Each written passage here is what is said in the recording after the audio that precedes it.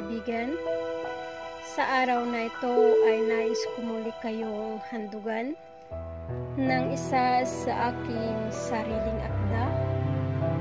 Ang akda kong ito ay hango sa pagkikipagtunggali o ang paglalakbay ng isang OFW. Mga karanasan na minsan ay nagbibigay o sumusukat sa katatagan ng isang OFW. Ang akda kong ito ay aking pinamagatan,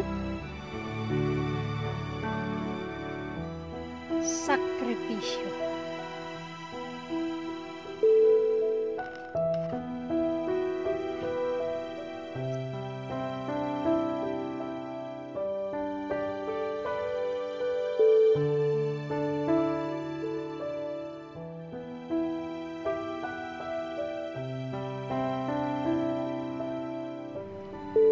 Sa kanyang paglisan, bitbit ang pangarap, dasal ang sandigan.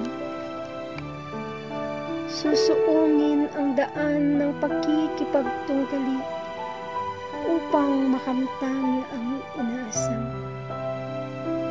Na sa kanyang paglulan sa eroplano, kabay di kayang iwaglit at pigilan. Kung makakauwi ba siyang buhay o isa ng malamig na bangkay na iniiyakan.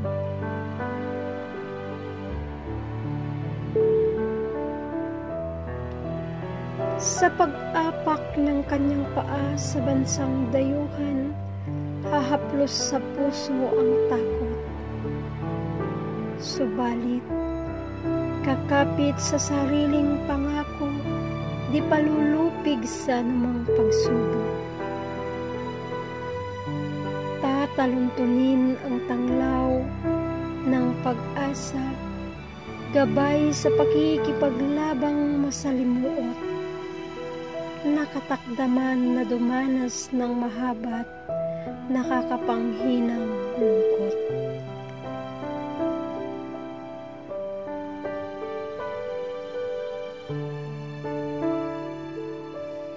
Sa kanyang pangangamuhay nasusubok ang katatagan ng puso, damdamit katawan. Kultura at tradisyong dayuhan dapat igalang pagkatao may naapakan. Sa pakikibaka, taglay lubusang pagtitiis, karapatan may di may paglaban. Sa munting pagkakamali, siya'y inaalipusta, dulot ay iba yung pagdurusa ng kalooban.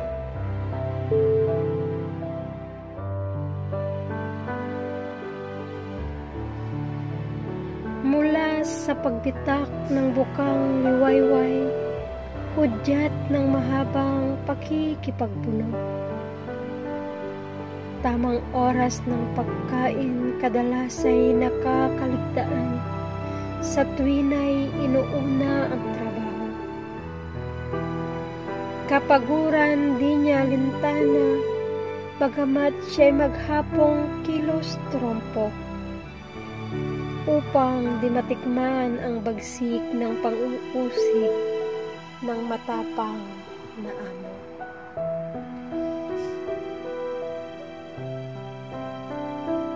Madalas kanyang pinagtitiisan mga tirang pagkain na pantawid gutom.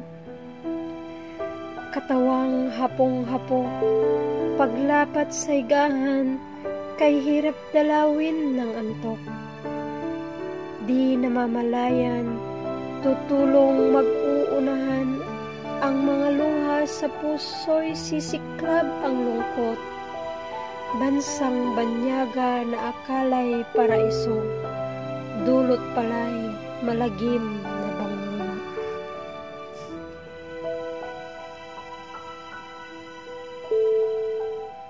Sa nakalaang araw ng pamamahingay, pinakaaasam may pahinga ang pagal na katawan.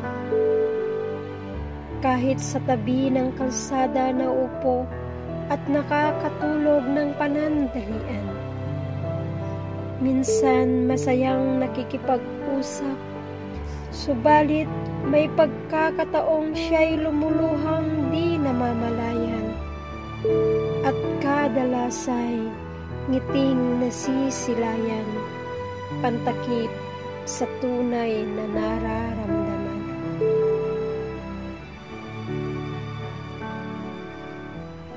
Sa araw na matanggap ang buwan ng sahod, ngiti niya'y kay lapad. Perang kapalit ng sakripisyo, dadaang parang hangin sa kanyang palad. Pagpapadala sa mahal na pamilya, palagi ang inuunang tinutugunan. Katumbas man nito'y walang natitira, tinitipid maging sariling pangangailangan.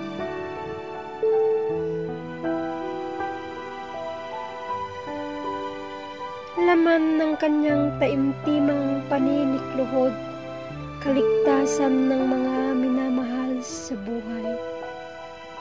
Subalit, biro't hagupit ng tadhana'y di matatawarang lumbay. Asawa't mga anak na pariwara, masayang pamilya'y nagkahiwa-hiwalay.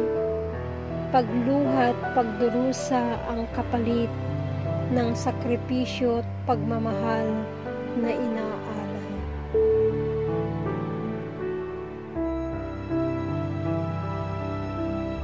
Pagsubok na nagpatibay sa puso't damdamin, humubog sa pagkatao. Luha, dugot pawis, di matutumbas ang pagtitiis, katuwang sa pakikipagbuno. Kapit sa patalim, buhay man itaya gaya ng isang sundalo, layunin ng isang OFW sa paglalakbay, maabot matamis na bunga ng sakripisyo.